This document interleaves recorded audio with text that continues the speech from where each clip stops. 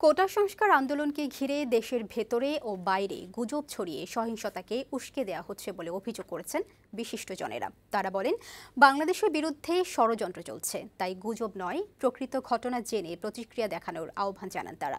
শনিবার রাজধানীর সিডাপ মিলনায়তনে সম্প্রীতির বাংলাদেশ আয়োজিত সেমিনারে এসব কথা বলেন বক্তারা।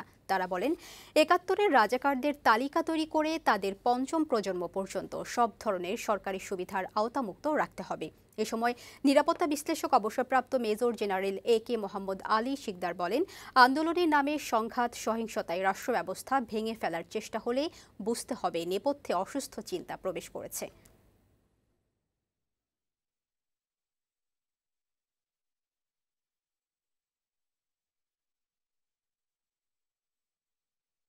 গুজব গুজব গুজব বিভ্রান্তি উদ্দেশ্য প্রণীত হয়ে কিভাবে এই গুজবটা ছড়িয়ে মানুষের মধ্যে এই বিশ্বাসটা স্থাপন করে বাংলাদেশের বিরুদ্ধে, রাষ্ট্রের বিরুদ্ধে এই সহিংসতাকে উস্কে দেওয়া হচ্ছে। তরুণ প্রজন্ম, সে যেই হোক না কোনো যে জায়গায় থাক, তাদের কাছে আহ্বান যে অশান্তি, সংঘাত, সহিংসতা করে দেশটাকে আপনারা কোথায় নিয়ে যেতে চান? আপনার রাষ্ট্র ব্যবস্থা ভেঙে ফেলবেন।